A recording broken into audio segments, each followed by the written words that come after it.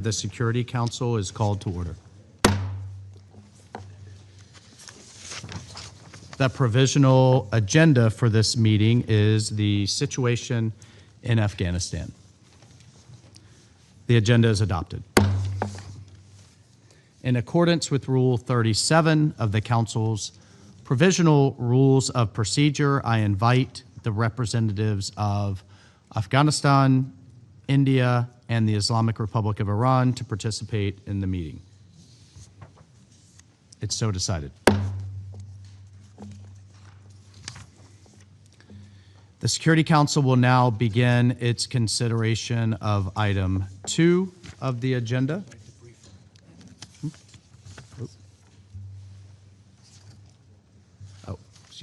In accordance with Rule 39 of the Council's Provisional Rules of Procedure, I invite Ms. Georgette Gagnon, Deputy SRSG for Afghanistan, Officer in Charge of UNAMA, to participate in this meeting.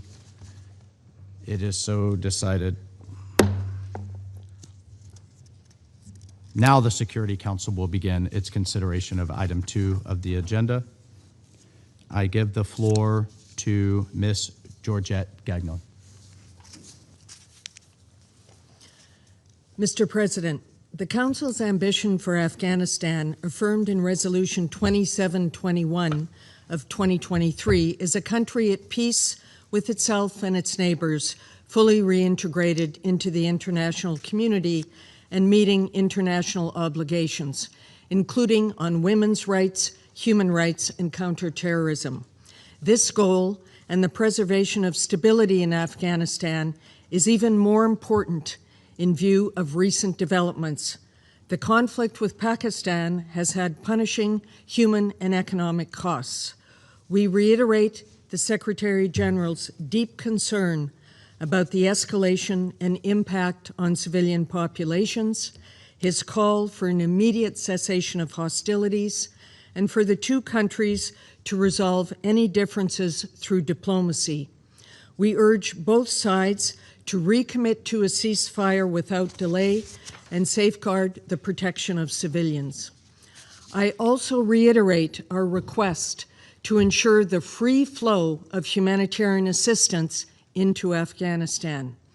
Currently, it is difficult to predict the outcome of the conflict in the Middle East, but it is already affecting Afghanistan. With the border closed between Afghanistan and Pakistan, Iran provided an alternative trade route that is now also increasingly uncertain due to the ongoing conflict. The prices of basic commodities in Afghanistan have begun to rise, stressing Afghanistan's already fragile economy. Instability in the region on both of Afghanistan's longest borders undermines Afghanistan's stability. We stress, however, that Afghanistan's continued alienation from the international system remains the central issue. It prevents other issues such as economic self-sufficiency, security cooperation, counterterrorism commitments, human rights concerns, and the humanitarian crisis from being fully addressed. If these issues are not dealt with, Afghanistan could again become a driver of regional and global instability in the form of outmigration, terrorism, narcotics, and more. Mr. President, within this increasingly complex context, at the request of this Council and in accordance with the recommendations of the November 2023 Independent Assessment, UNAMA has sought to advance a political pathway to create the conditions to achieve the desired end state. This engagement through the Doha process is one in which the interests and the concerns of all, the Afghan people, the international community, and the de facto authorities can be fairly discussed. It balances necessary pragmatism and patience with adherence to the UN's core principles. It has maintained existing channels for constructive engagement and opened new ones, and ensured that the rights, well-being, and aspirations of the Afghan people remain front and center of our efforts. This engagement process is also recognition that the situation in Afghanistan remains a multilateral challenge that requires a multilateral solution. And it requires the full weight and engagement of this Council and the member states of the UN. Before outlining the country's multiple challenges, several positive developments speak to the value of this engagement and opportunities ahead. One of the tasks mandated to UNAMA is to support Afghanistan's economic and social stability and resilience. Through the UN's coordination of international assistance, the Afghan people have been supported to better endure compounding crises, from successive droughts to frequent earthquakes, from food insecurity to the return of millions of refugees. The de facto authorities' ban on opium poppy cultivation, a long-standing demand of the international community, has also been maintained for the past 3 years, despite the huge cost to rural livelihoods. The latest UNODC survey results show the land given over to opium poppy cultivation in 2025 was just 10,200 hectares, 20% lower than in 2024, and a minimal fraction of the pre-ban levels recorded in 2022. More support from the international community is needed to maintain the gains made on counter-narcotics. Despite sanctions and limited revenues, the de facto authorities have initiated large-scale infrastructure projects that could contribute to Afghanistan's economic development if they can be completed. The country has also absorbed 5.5 million Afghans returning from neighboring countries since September 2023, with declining international assistance and without evident social breakdown. These developments have fed into constructive engagements in our political efforts. The working groups on counter-narcotics and enabling the private sector, which complement the broader Doha process, have achieved results. We've seen more robust expert exchanges, greater transparency, and the unlocking of more resources to support the Afghan people. The private sector is also one of the few areas where there is some space for Afghan women to exercise their initiative and independence. Mr. President, despite these developments, decisions of the de facto authorities and resulting alienation of Afghanistan from the international community undermines their declared efforts to achieve economic self-sufficiency. The policies the de facto authorities have imposed on the Afghan people, particularly on education for girls and women, have the effect of depleting the country's substantial human capital over the medium and long term. It remains an extraordinary act of harm against not only Afghan women and girls, but all Afghan people. The humanitarian situation is taxing the resilience of Afghan communities. Since 2021, international partners have responded generously to address urgent humanitarian needs. This year, however, the humanitarian crisis is worsened by significant funding cuts, growing needs, including due to large-scale return of refugees, and policies of the de facto authorities that prioritize ideological rigidity over the well-being of the Afghan people. Restrictions on women working in the humanitarian sector is one clear example. Major urban centers are stretched far beyond their capacity. Years of economic deterioration and recurrent climate shocks have left families with less ability to cope and are driving new outmigration and secondary displacement. In 2026, humanitarian partners plan to reach 17.5 million Afghans through a humanitarian appeal of US dollars 1.71 billion. This places Afghanistan second globally in terms of people targeted and 6th globally on total funding requirements. This appeal is only 10% funded at present. The United Nations' ability to deliver assistance and reach Afghan women is impeded by a now 6-month ban on UN female national personnel being able to report for duty at their places of work. Their absence deprives the UN of their skills and experience and reduces our ability to provide vital support to Afghan women and the wider community.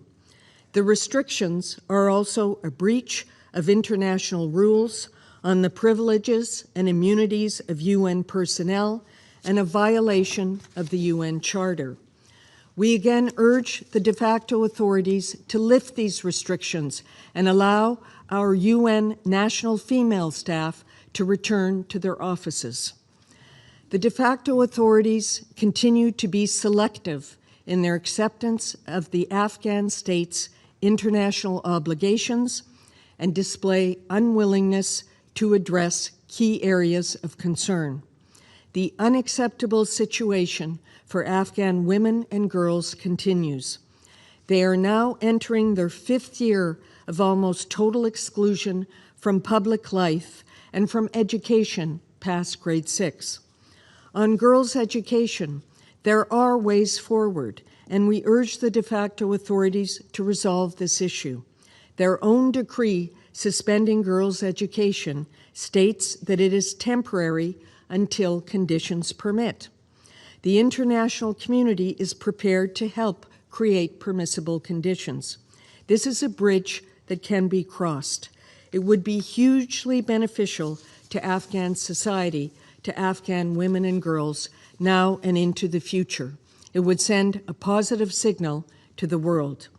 Similarly, the recent Decree number 12 on criminal rules of courts further distances the Afghan people from realization of their human rights and the country's international obligations, and undermines hopes for a system that is responsive to people's needs and more inclusive of Afghanistan's diversity, with women and men treated as equals.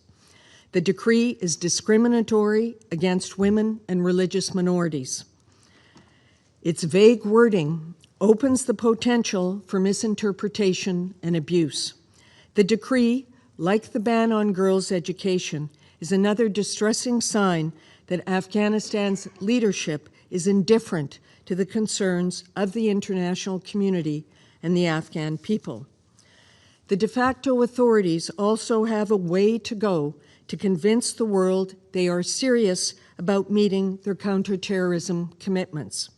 While de facto authorities have been generally effective in combating ISIL-K, Afghanistan's neighbors continue to express concerns about extremism emanating from Afghanistan, in particular from groups affiliated with the de facto authorities, as detailed in the reports of the sanctions monitoring team. The unresolved issue between Afghanistan and Pakistan regarding the TTP has now led to an active conflict on the border between the two countries, which has included airstrikes in Afghan cities. More broadly, the potential threat of terrorism coming from Afghanistan remains a critical issue that concerns and unites the international community.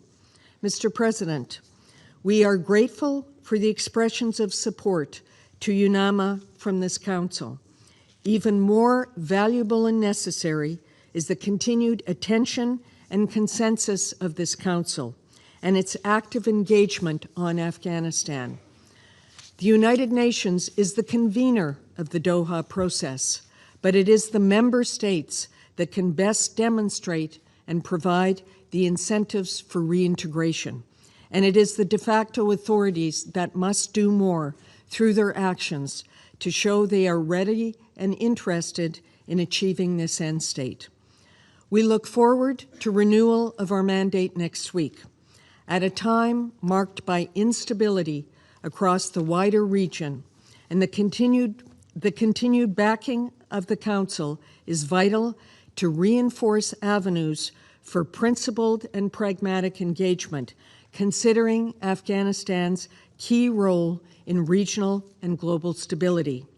UNAMA, with all UN agencies, funds, and programs, remains fully committed to advancing our shared objective articulated at the beginning of this briefing: an Afghanistan at peace with itself and its neighbors, reintegrated into the international system, and meeting its international obligations for the benefit of the Afghan people. Thank you. I thank Ms. Gagnon for her briefing. I now shall make a statement in my capacity as the representative of the United States. Colleagues, it has been 4 long, frankly painful years since the Taliban takeover in Afghanistan, and it should not surprise anyone that the situation is dire. The Taliban, through their policies, inflict constant and consistent hardship and suffering on the people of Afghanistan, limiting access to the very basic services and rights, perpetuating human rights abuses, including unconscionable and frankly disgusting restrictions on the exercise of women's rights. These oppressive policies have led to humanitarian disaster and economic crisis. And through all of this, the international community, including several countries represented today in this room, has sought to provide assistance in support of the Afghan people. Meanwhile, the Taliban have continued to impede that support. They've continued to manipulate that support. They've solidified their indifference regarding the well-being of the Afghan people. And unfortunately, the Taliban continue to engage in hostage diplomacy, and they continue to impede the function of UNAMA, including, as noted by the Deputy SRSG, by preventing Afghan female staff from entering United Nations premises across the country. The Taliban's actions demonstrate bad faith, and their actions have made us deeply skeptical of their willingness to meet their international commitments or respect Afghanistan's international obligations. This concern applies certainly to the Doha process. While the United States continues to participate in the process and its working groups, we doubt the Taliban's motives. We cannot build confidence with a group that continues to detain innocent Americans and ignores the basic needs of the Afghan people. Colleagues, in light of the Taliban's intransigence, we must carefully evaluate the utility of international assistance and engagement in Afghanistan. UNAMA's budget is the largest of any special political mission in the world, even after a reduction in its 2026 budget by 15%. This council must consider carefully the funds we collectively provide for this mission's budget when the mission's female national staff are not even able to go into the office to work. The Deputy SRSG cited a $1 billion shortfall, a requirement for humanitarian aid. I would submit that perhaps the international community would be more willing to fill that shortfall if the Taliban were not excluding half of its own population from basic rights and responsibilities. The United States' top priority in Afghanistan remains the protection of U.S. citizens and of the U.S. homeland, which includes mitigating terrorist threats emanating from Afghanistan and securing the release of all those unjustly detained. We welcome last month's renewal of the mandate for the monitoring team for UN Security Council sanctions on the Taliban. Within the UN Security Council, we must condemn the Taliban for its engagement in hostage diplomacy and, again, for the disregard of the well-being of the Afghan people.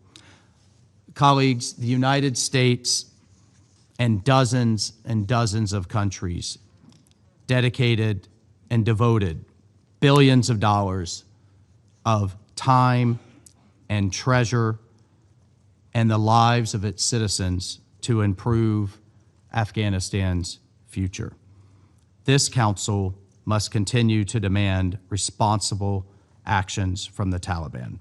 The people of Afghanistan deserve no less. I thank you.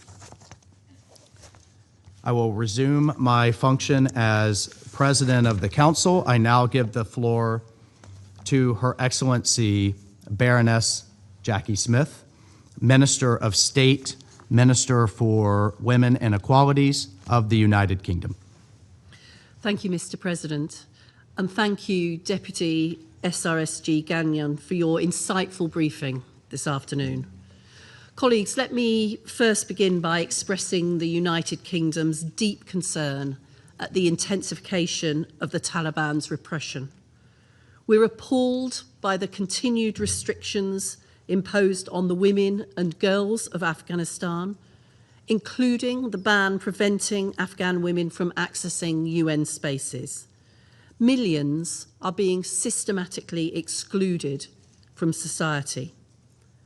As we heard from Afghan student Sunbul Rayhan in the opening session of the Commission on the Status of Women this morning, this is not an abstract concept, but a devastating infringement of women's rights, opportunities, and dreams, and it cannot continue. As we mark the beginning of the Commission on the Status of Women here at the UN, the United Kingdom stands in solidarity with the women and girls of Afghanistan, who deserve full, meaningful, and equal participation in all areas of life. We're dismayed by the Taliban's new criminal procedures directive, which legitimises domestic violence, embeds religious discrimination, and targets women and minorities. These oppressive measures must be rescinded. As my Foreign Secretary has said, the rights of all Afghans must be protected. Second, the United Kingdom is deeply concerned by the significant escalation in tensions between Afghanistan and Pakistan. We call for de-escalation and re-engagement in mediated dialogue. Finally, the United Kingdom is a long-standing and major donor to Afghanistan, providing over $200 million this financial year for vital life-saving and basic services support to the country's most vulnerable people, especially women and girls. We're therefore deeply dismayed by the Taliban's refusal to allow essential health and nutrition supplies over the border into Afghanistan. This is having a severe impact on the delivery of aid. It is vital that these goods are allowed to enter Afghanistan without obstruction and without delay. 22 million people across the country remain in dire need of humanitarian assistance. Colleagues, progress in Afghanistan requires the Taliban to engage meaningfully in the UN process. This is the path towards the goal which we collectively agreed in Resolution 2721 of an Afghanistan that is at peace with itself and its neighbours, fully reintegrated into the international community and meeting its international obligations. The United Kingdom supports the efforts of UN leadership and UNAMA in this regard and looks forward to continuing to work together with our international and regional partners to this end. Thank you. thank Her Excellency Baroness Jackie Smith for her statement. I give the floor to the representative of China. 谢谢主席。 Thank you, President. I thank Deputy Special Representative Gagnon for her briefing and appreciates the effort of UNAMA to help Afghanistan rebuild, develop, and engage in dialogue with the international community. At present, Afghanistan is facing multiple challenges, including humanitarian development, counterterrorism, and human rights challenges. The Afghan government and all parties concerned should work together to promote the stabilization and development in Afghanistan and its early integration into the international community. I wish to make the following points. First, improving people's livelihood is a top priority. In Afghanistan, there are still nearly 22 million people in need of humanitarian assistance, with more than 30 million people living on less than $1 a day. Explosive remnants of war continues to cause civilian casualties, while the return of millions of refugees and frequent natural disasters further exacerbate the humanitarian crisis and development challenges facing the country. Regrettably, some countries have drastically reduced or even halted their assistance to Afghanistan, forcing many relief programs of the UN and international humanitarian agencies to shut down last year. As a result, problems such as food insecurity, public health challenges, and malnutrition among children and pregnant women have become even more severe. We call on traditional donors, especially those countries that bear historical responsibility for Afghanistan, to immediately resume and increase assistance and to translate their concerns for the Afghan people into concrete action. The overseas assets of Afghanistan's central bank belong to the Afghan people. Relevant countries should return them in full and lift illegal unilateral sanctions on the country. China welcomes multiple meetings held by working groups on private sector development and counter narcotics under the Doha process and the positive progress achieved. We support these working groups in playing a positive role in improving Afghanistan's financial system and promoting alternative livelihood, thereby helping Afghanistan strengthen its capacity for self-sustained development. Second, it is imperative to safeguard the basic rights and interests of the people. In recent years, Afghan girls have not been able to receive modern education beyond the 6th grade, and women's basic rights and interests, such as employment, access to healthcare, public services, and participation in social life, have become increasingly restricted. This not only harms the physical and mental well-being of Afghan women, but also does not contribute to social stability or economic development. We hope the Afghan authorities will demonstrate openness, inclusiveness, and a sense of responsibility by listening to the legitimate aspirations of their people and the reasonable concerns of the international community, promptly adjusting relevant policies and effectively safeguarding the basic rights of all people, including women, so as to gain greater trust and support from the international community. The prolonged inability of Afghan female staff members of the UN to return to their posts has directly affected the effectiveness of the international assistance to Afghanistan. We call on the Afghan authorities to lift the ban as soon as possible and facilitate the work of the UN agencies in the country. Third, eliminating terrorism is the foundation of security. According to the UN reports, terrorist groups such as ISIL-K, Al-Qaeda, ETIM, TTP, and BLA remain active in Afghanistan, posing serious threats to Afghanistan and its neighboring countries. In January this year, a terrorist attack on a Chinese restaurant in Kabul caused multiple casualties, including Chinese nationals. China strongly condemns and firmly opposes terrorism in all its forms and urges the Afghan authorities to conduct thorough investigation to establish the facts ASAP and bring the perpetrators to justice.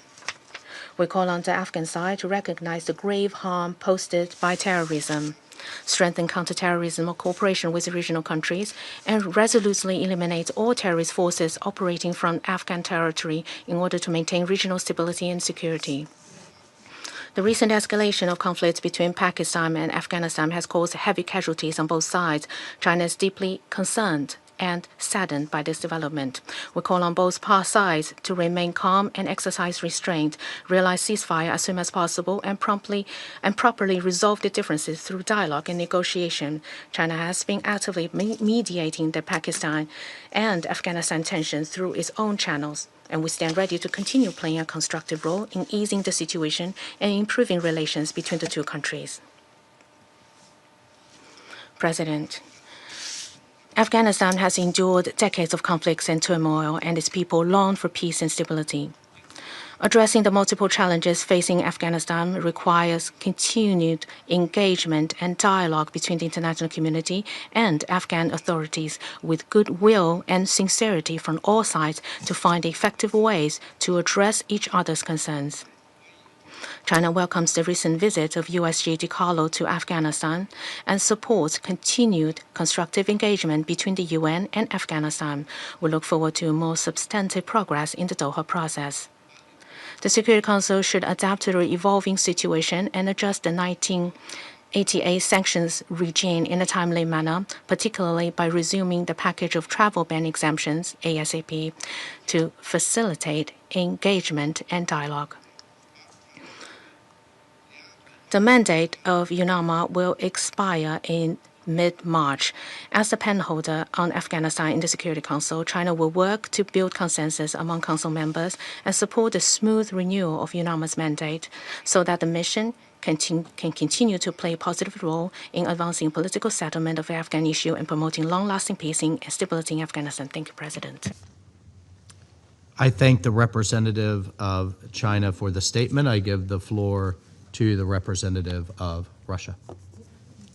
Mr. President, we thank the Deputy Head of the UN Assistance Mission in Afghanistan, Georgette Gagnon, for the assessment of the situation in Afghanistan that we just heard.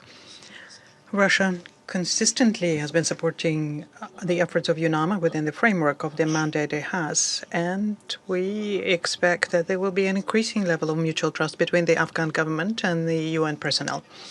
We have taken note of the report of the Secretary General on the situation in the country, and we would like to note the following. Despite the gloomy forecasts by Western states after the irresponsible withdrawal of foreign troops, Afghanistan has stood firm. The bet of the Afghan authorities on the development of a multifaceted regional cooperation aimed at building an independent and self-reliant state is already bringing in tangible results. It is obvious that despite all of the difficulties and the suffocating sanctions, painstaking work is being done to solve the problems accumulated over the years of occupation. But this is not a fast process. A country that for 20 years was on international assistance now more than ever needs our joint depoliticized support.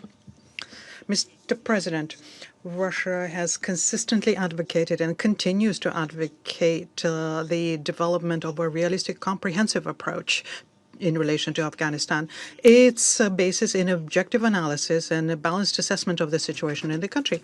This is an imperative for which has no alternative and will have none. The key components here are genuinely constructive engagement on the part of the international community on the Afghan question, full consideration of the needs of the Afghans themselves, and a trust-based dialogue with the Taliban on all issues. And the success of such a dialogue depends entirely on the readiness of both sides for it, with a complete rejection at the same time of exerting pressure and blackmail. Such as depoliticized and comprehensive approach is shared by all regional players without exception. First of all, the participants of the Moscow format and its regional quartet, as well as the CSTO and the SCO, including the CSTO Working Group on Afghanistan and the SCO Afghanistan Contact Group. Generally speaking, a pragmatic attitude is also embedded in the mosaic approach, which is promoted by UNAMA. At its core is engagement with the Taliban on all key problems, including diplomatic representation, lifting of sanctions, unfreezing of assets, combating terrorism and narcotics threats, and the protection of human rights. The key to Afghanistan's international reintegration lies in solving these issues in a timely manner and without preconditions. But attempts to promote a selective approach with an emphasis on those issues that Western donors are ready to discuss will not lead to the desired result and will only further delay prospects for resolving the Afghan issue. Against this background, it is regrettable that some Western donors have still not learned lessons from their past mistakes and still do not recognize the advantages of a broad dialogue with the Afghan authorities. They stubbornly speak to the Taliban in the language of ultimatums and impose on the UN, especially UNAMA, their line, which is doomed to failure. Colleagues, you cannot fail to realize, certainly, that through your actions you will jeopardize the future of the mission as a whole. It is hardly reasonable to expect that the Afghan authorities will be interested in maintaining a UN presence whose task will be just to serve the interests of the foreign interventionists expelled in August 2021.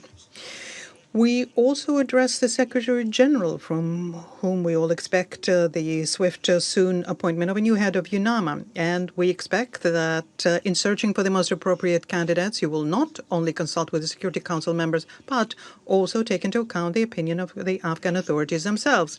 Ultimately, effective implementation of the mission's mandate will depend on their consent. Mr. President, we share the assessments of the UN Secretary General on the internal political situation in Afghanistan. We are concerned by the sharp escalation of armed clashes between Afghanistan and Pakistan, both friendly countries. We are convinced of the imperative of returning the situation to a political and diplomatic channel. We are ready to provide our friends with assistance and support. We also look forward to seeing the resumption of a mutually beneficial interaction between them, including on the issues of combating terrorism. Concern here is caused also by the persistent presence of the ISIL Khorasan group. We see that the government is making serious efforts to combat terrorist threats, but unfortunately they are insufficient. Terrorists use any pretext, any opportunity to destabilize the situation in Afghanistan and beyond. ISIL fighters continue to receive external financial support and continue recruiting new members. The economic challenges in the country and armed clashes in border areas also serve their interests. And our close attention is the terrorist activity of foreign terrorist fighters who received experience in Syria and Iraq. And the situation is also worsened by the unclear fate of the weapons which were abandoned by NATO forces. Closely connected to the terrorism is a drug problem. We pay tribute to the achievements of the Taliban in combating opium poppy cultivation. However, it's too early to relax.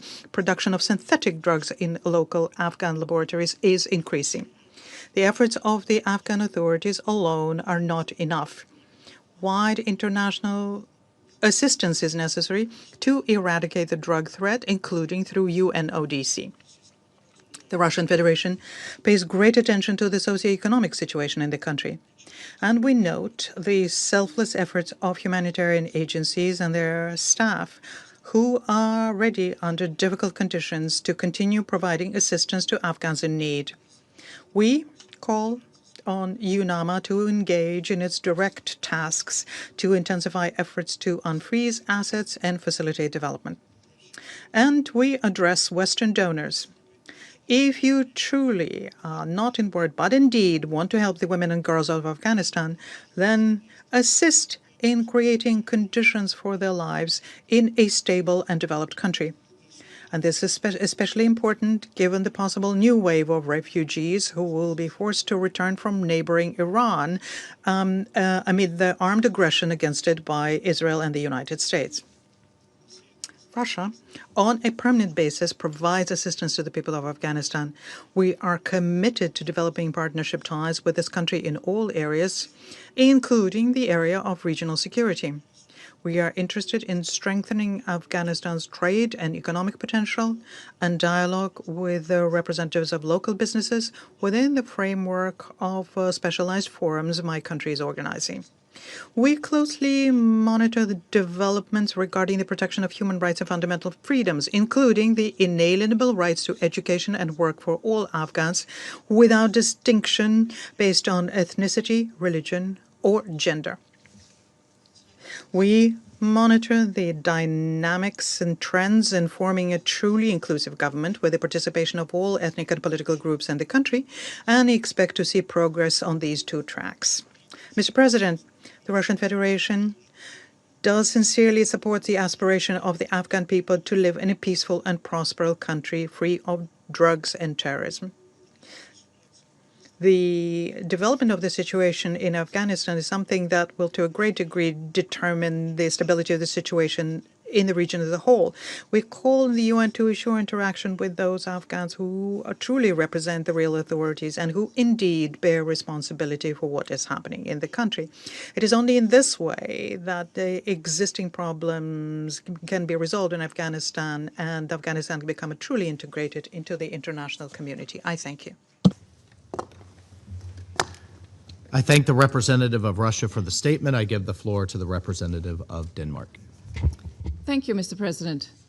And I thank the Deputy Special Representative for her briefing and commend UNAMA and all UN personnel in Afghanistan for their continued service under challenging conditions.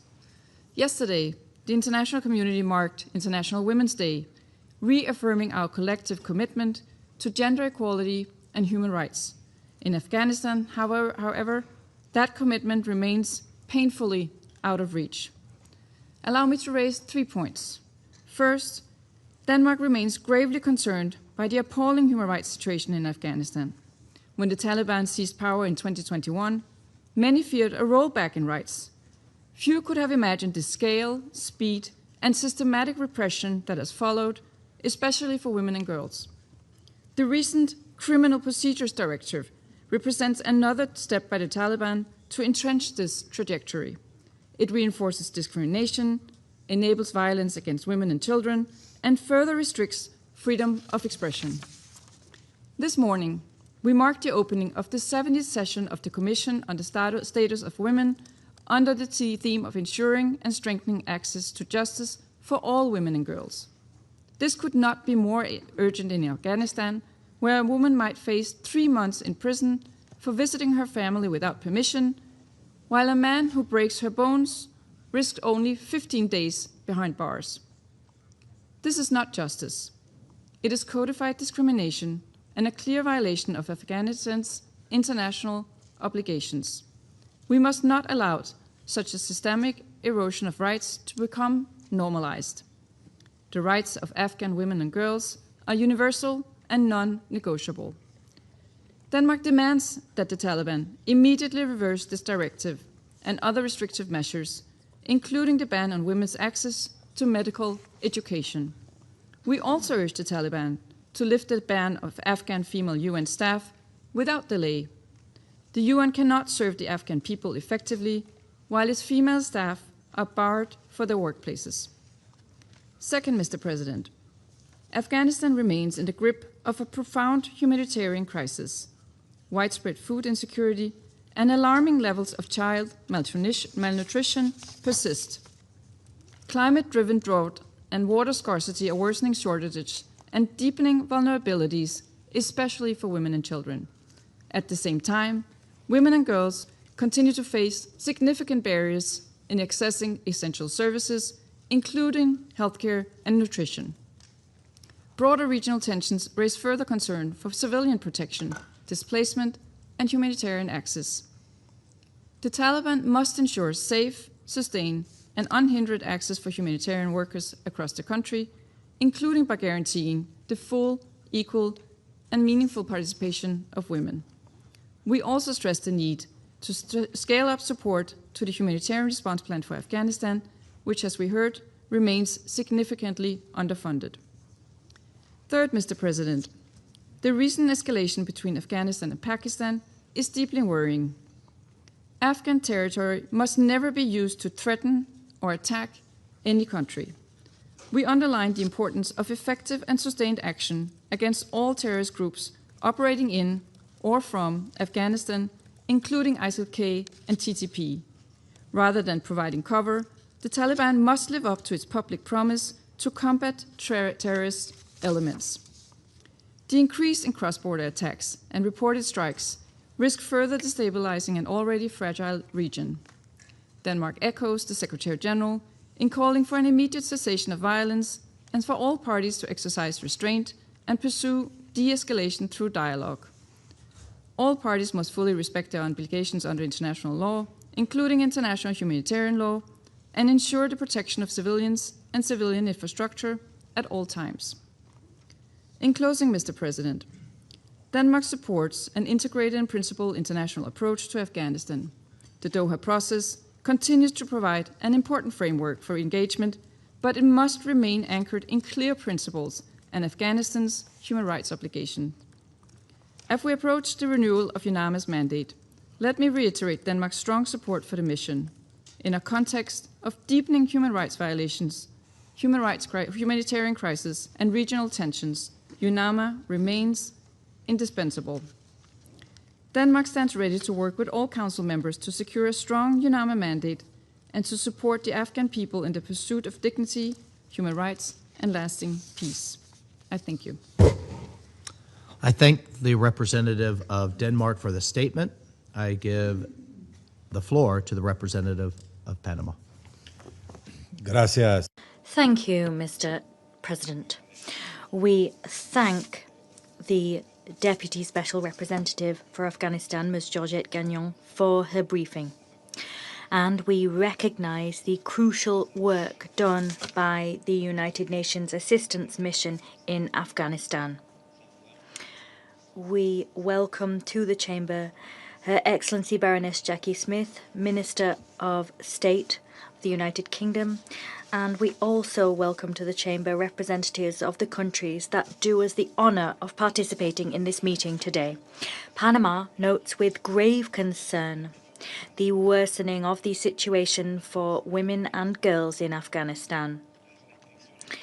The persistent restrictions placed on girls' access to secondary and higher education, together with the provisions recently adopted by the de facto authorities through new national legislation, raise serious questions about the social and economic future of the country.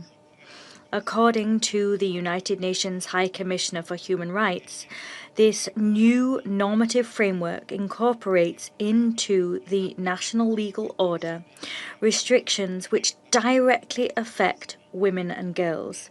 These include provisions which limit their freedom of movement, erode the protections they enjoyed against domestic violence, and ratchet up mechanisms for moral control within the family environment. These provisions institutionalize patterns of discrimination which are incompatible with Afghanistan's international obligations in the field of human rights. These provisions also compromise the country's prospects for development because no society can thrive when half of its population remains excluded from education, employment, and public life. These restrictions also affect the functioning of the United Nations system in the country. The ban which forbids Afghan women from working in United Nations offices, constitutes unjustified discrimination. Discrimination which stymies the implementation of UNAMA's mandate and undermines its ability to provide effective assistance to Afghanistan's people. President, the threat of terrorism remains one of the most serious challenges to the stability of Afghanistan and of the region. The most recent report of the Secretary-General documents the presence and activity of terrorist groups such as ISIL-K and TTP, among others.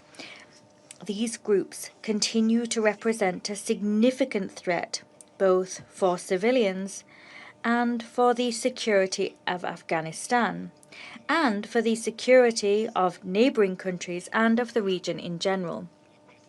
The persistence of these threats lays bare the crucial importance of ensuring that Afghanistan does not become an arena which enables the operation of terrorist groups.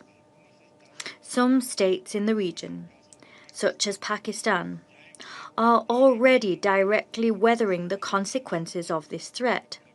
Consequently, preventing the scenario outlined above requires sustained efforts and decisive international cooperation. Panama is of the view that the fight against terrorism is a shared responsibility because no country is ever entirely safe from this threat. Terrorism is our common enemy, and our response must be rooted in the principle of the responsible cooperation between states. Finally, President Panama believes that Afghanistan's future must be built in such a way as to avoid the country once again descending into a cycle of violence and widespread conflict. We must tackle the root causes of the fragility Afghanistan continues to face. The only way of forging ahead along this path is for the de facto authorities to demonstrate a will to engage constructively with the international community. They must guarantee conditions which allow Afghanistan to move towards a more inclusive, stable, and peaceful environment. I thank you. I thank the representative of Panama. I give the floor to the representative of the DRC. Monsieur le Président, Mr. President, I have the honor to deliver this statement on behalf of the A3 countries, namely Liberia, Somalia, and my own country, the Democratic Republic of the Congo. We thank the Deputy Special Representative of the Secretary General for Afghanistan and Officer in charge of the United Nations Assistance Mission in Afghanistan, UNAMA, Ms. Georgette Gagnon. We thank her for a comprehensive briefing. We also would like to welcome the presence here of Baroness Jackie Smith, Minister of State from the United Kingdom. Mr. President, the A3 remain concerned by the complex political, humanitarian, and socioeconomic challenges facing Afghanistan. The Afghan people continue to endure the consequences of prolonged instability. In addition to that, there is economic hardship and limited access to basic services. The A3 reaffirmed the importance of sustained international engagement in support of the Afghan people. And in this regard, the A3 would like to highlight the following points. First, the A3 group reiterates its strong commitment to the sovereignty, independence, territorial integrity, and national unity of Afghanistan. Second, the A3 reiterates its unfailing support for the continued work of UNAMA, as we at the same time underscore the critical role played by UNAMA as a key platform for international engagement and coordination of humanitarian and development efforts in Afghanistan. And with this in mind, we emphasize the importance of ensuring that the mission is able to operate under conditions that allow it to effectively carry out its mandate, including through safe and unhindered access for United Nations personnel and partners.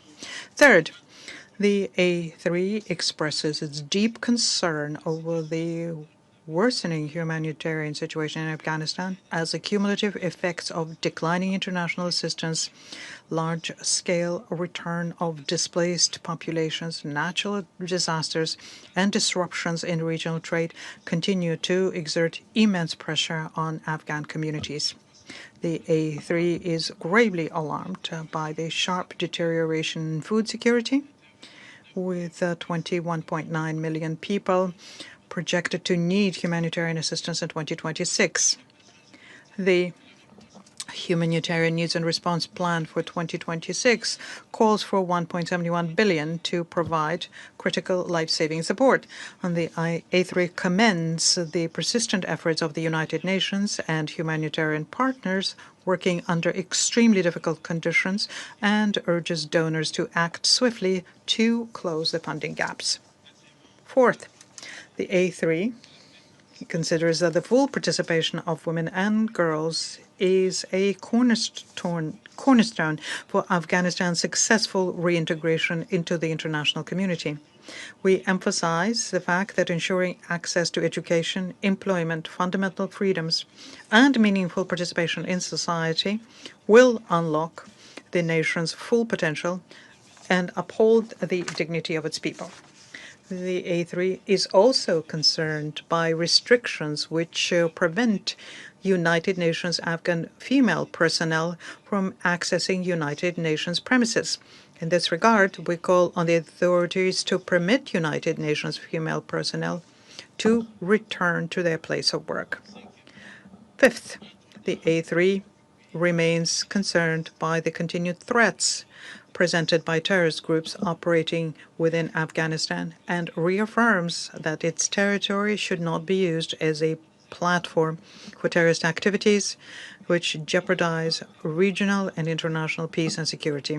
Furthermore, the A3 urges countries of the region to intensify support for efforts to address and counter threats from terrorist organizations operating in Afghan territory. In this regard, the A3 underlined the importance of the Security Council sanctions regime concerning Afghanistan and reiterates their support for the work of the 1988 Sanctions Committee. Sixth, the A3 reiterates that engagement between the international community and Afghanistan is crucial for Afghanistan's sustainable peace, stability, and social and economic development. We note the Secretary General's call on all members of the Doha process and the Afghan authorities to further engage in the proposed comprehensive approach as envisaged by Security Council Resolution 2721 of 2023 towards the objective of an Afghanistan fully reintegrated into the international community. To conclude, Mr. President, we stress the importance of a coordinated and integrated approach amongst political, humanitarian, and development actors in order to better address the multiple challenges facing the Afghan people. The A3 reaffirms its steadfast solidarity with the people of Afghanistan and our commitment to help them in their pursuit of lasting peace, security, stability, and sustainable development. I thank you. I thank the representative of DRC for the statement. I give the floor to the representative of France. Monsieur le Président. President, I wish first and foremost to thank the Deputy Special Representative of Afghanistan, Ms. Georgette Gagnon. Today, we saw the opening of the CSW. France at this time wishes to express its unwavering solidarity with Afghan women and girls. France firmly condemns the Taliban's continuation of their systematic policy violating the rights of women and girls. The new so-called decree on the criminal rules of courts makes women second-class citizens by stripping them almost of their status as human beings. It's a new illustration, an unacceptable one indeed, of the Taliban's continued violations of their rights. This decree, if it can really be called a decree, further entrenches the codification of gender segregation practiced by the Taliban. The systematic violations of women's rights constitute gender persecution, a crime against humanity pursuant to the Rome Statute. These inhumane acts cannot go unpunished. The Taliban's violations of their international obligations are also being seen in the fight against terrorism. The Afghan territory continues to be used by terrorist groups to wage attacks against countries in the region and beyond. In accordance with Council Resolution 2593, France calls upon the Taliban to take concrete measures to combat terrorism, in particular Daesh al-Khorasan, Al-Qaeda, and the TTP. In view of these developments, the international community must candidly ask itself whether its engagement strategy and its long-term goals are really effective. Since the launch of the Doha process more than 3 years ago, the Taliban has responded to our engagement only with more provocations and more violations of international obligations and of the resolutions of this Council. No, France is not closing the door on dialogue, but we refuse to abandon the Afghan men and women. We continue to support Afghan men and women by providing them with humanitarian aid in accordance with the principle for and by women, and we do that despite the fact that humanitarian workers are working in very fragile conditions. However, the international community must not lose sight of the goal of the Doha dialogue. That is, an Afghanistan living in peace with its neighbours and one which respects the rights of all Afghan women and men.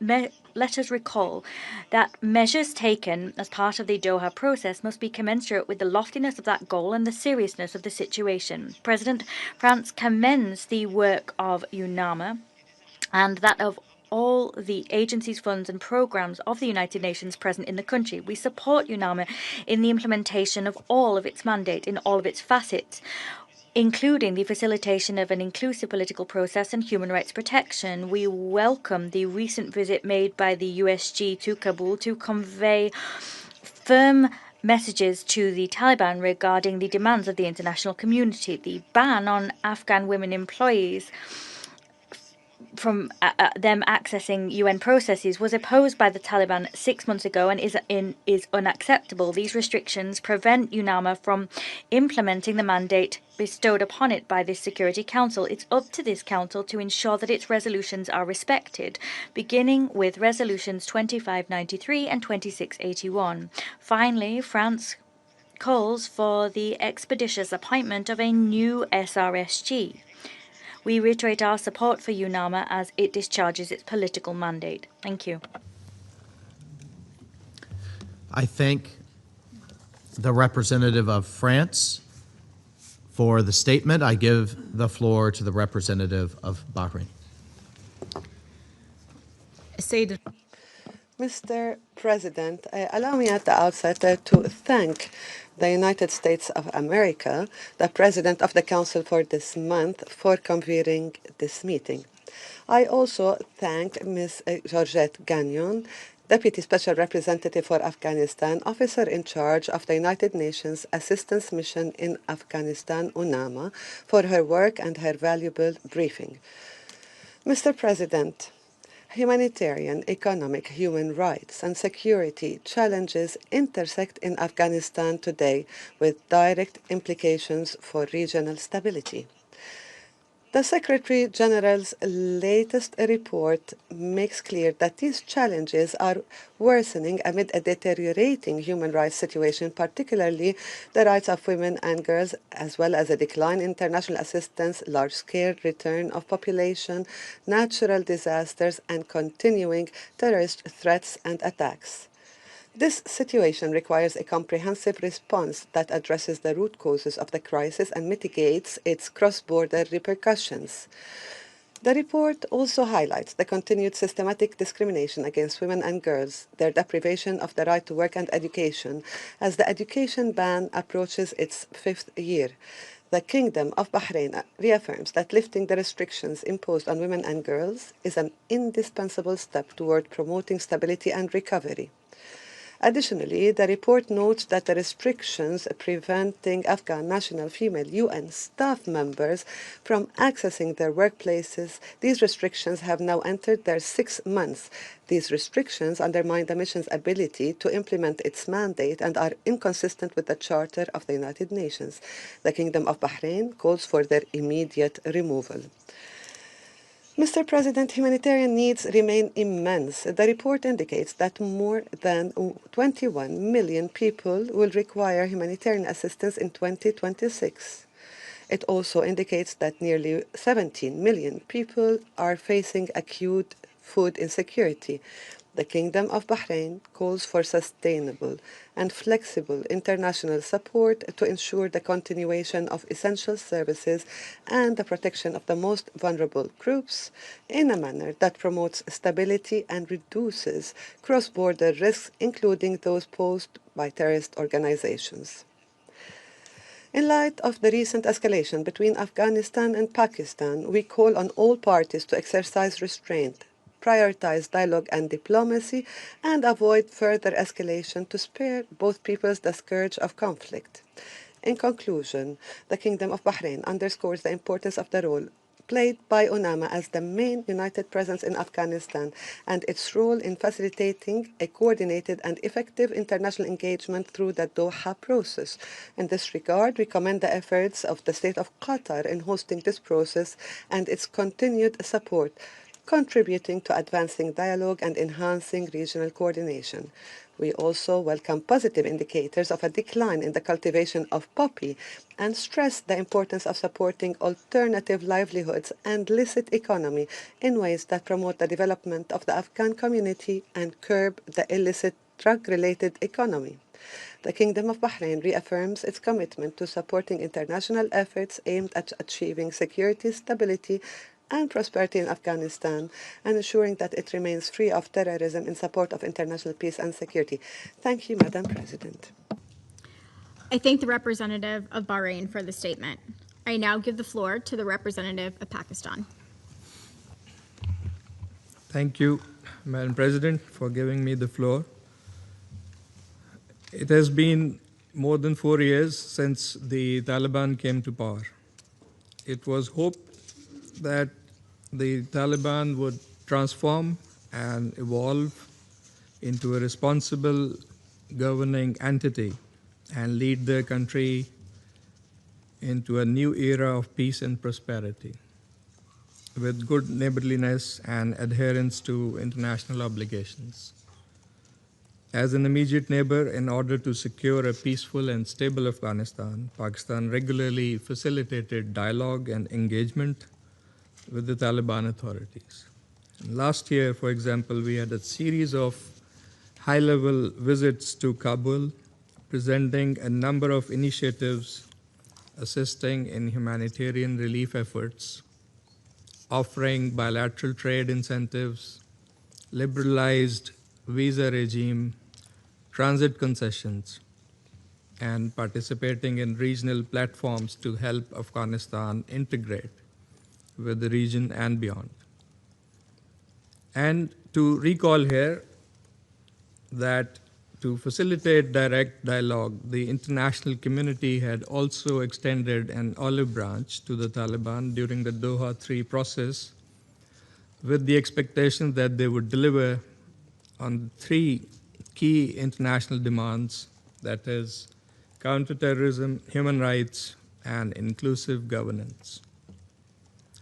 I think it's clear from today's discussion also that regrettably they have failed to deliver on all 3 counts.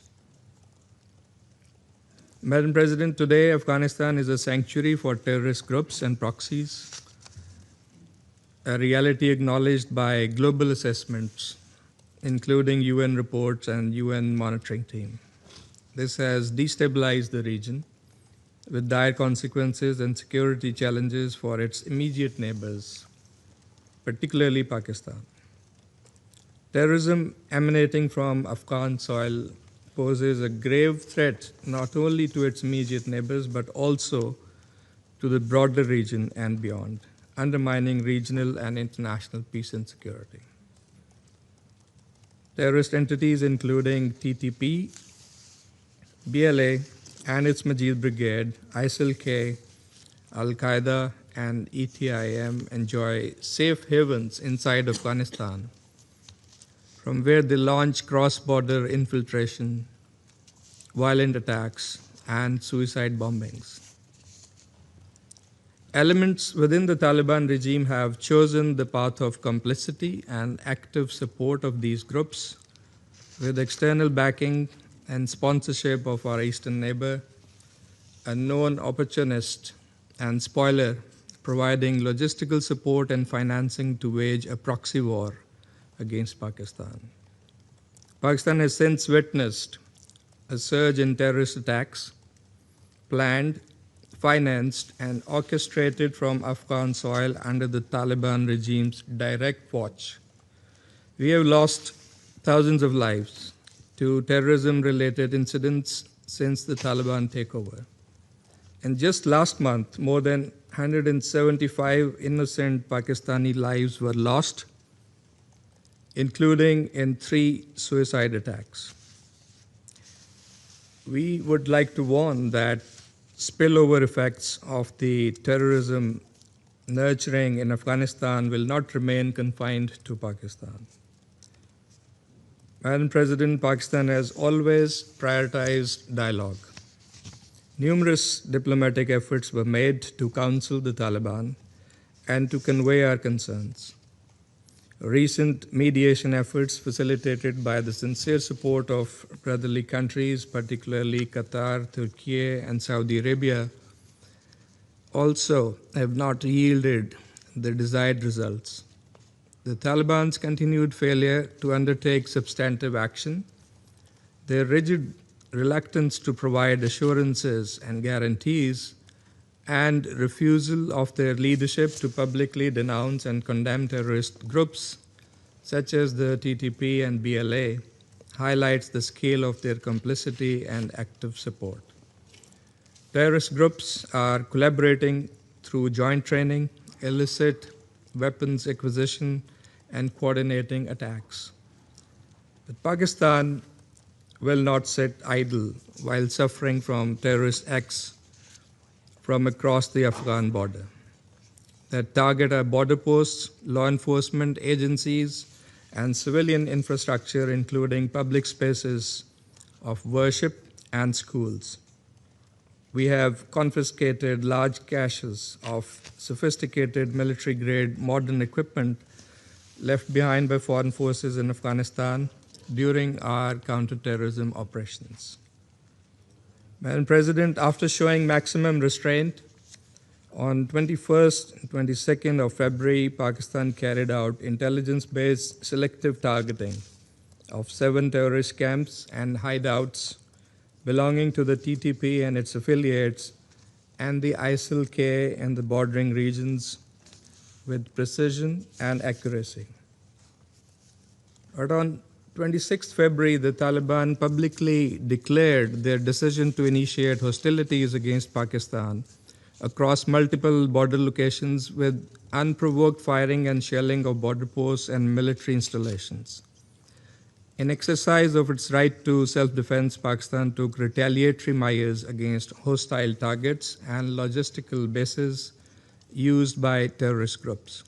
Our actions have been proportional, based on careful planning with necessary due diligence and directed solely against identified terrorist camps and support bases. Pakistan will take all necessary defensive measures for the protection of its citizens' territory and sovereignty.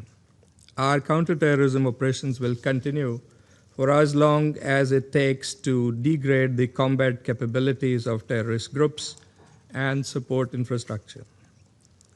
While UNAMA mentions the reported civilian casualties during cross-border clashes, it has not presented a realistic overview of Afghanistan's security dynamics and efforts to prevent illicit trade and destabilizing accumulation of small arms and light weapons and their diversion in Afghanistan and the region, as mandated by the Council.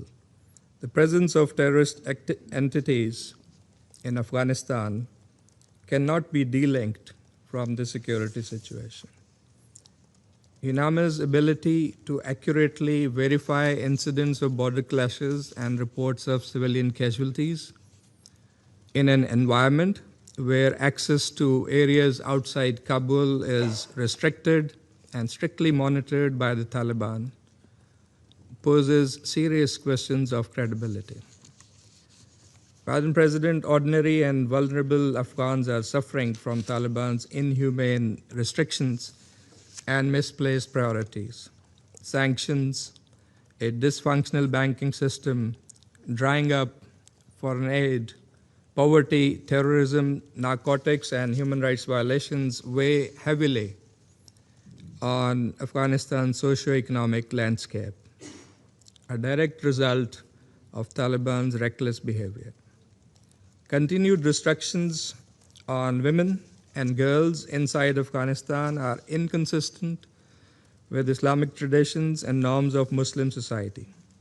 Pakistan fully shares the international community's concerns on human rights and the discriminatory treatment of women and girls. Increasing financing gaps in humanitarian needs and response plan for 2026, requiring $1.71 billion for basic needs, demonstrates lack of support for a regime that is willing to sacrifice the welfare of its people for its own flawed policies. Madam President, for over 4 decades, Pakistan welcomed millions of Afghan refugees despite constraints and inadequate international support, coping with the huge caseloads of illegal Afghans without documentation, posing a serious threat to our security. These were not meant to be indefinite stays. While we continue to extend all possible facilitation, the international community must shoulder its responsibility, share this burden, and uphold commitments which have been long delayed, unkept, and at times reversed. Shifting the blame of Afghanistan's woes to the inflow of returnees does not reflect ground realities either. Madam President, Pakistan has consistently advocated for sustained engagement with Afghanistan. We look forward to the next steps of the UN-led Doha process and action plan for its mosaic approach to address Afghanistan's multifaceted challenges comprehensively with well-defined objectives and a realistic roadmap as the only viable pathway to lasting peace in Afghanistan. Without reciprocity from the Afghan Taliban regime, we fear that we go nowhere. As immediate neighbors bound by geography with deep-rooted ties, cultural linkages, and fraternal bonds, no country desires peace and stability in Afghanistan more than Pakistan. And no country has suffered more from the consequences of decades of conflict and instability in Afghanistan than Pakistan. We wish to see a peaceful, stable, interconnected, and prosperous Afghanistan at peace with itself and its neighbors, a point also highlighted by the Deputy SRSG. Pakistan's demand from Afghanistan has always been singular and clear: verifiable and non-reversible action against terrorists. This demand remains unmet to date. The Taliban must first and foremost ensure that their territory is not used for terrorism against neighboring countries and take demonstrable steps to deny space to terrorist groups and proxies. I thank you. I thank the representative of Pakistan for the statement. I now give the floor to the representative of Greece. Thank you, Madam President. I would like to thank Deputy Special Representative Georgette Gagnon for her insightful remarks.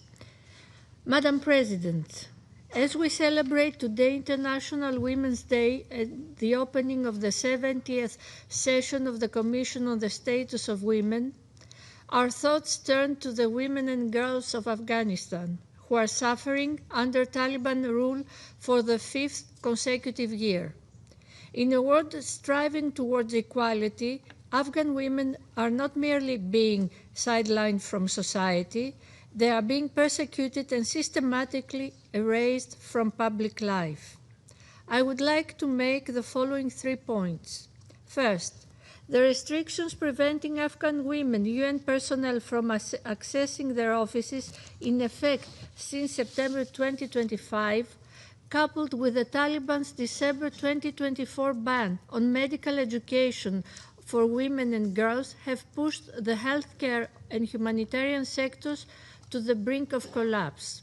We urge the Taliban to immediately lift these restrictions and also restore full access to education for girls beyond the 6th grade. Moreover, the restrictions on media freedom and freedom of expression are unacceptable, particularly concerning book censorship and social media monitoring. We are also deeply concerned by the rising incidence of corporal punishment, public executions, arbitrary arrests and detentions, extrajudicial killings, as well as torture and ill treatment of the Afghan population.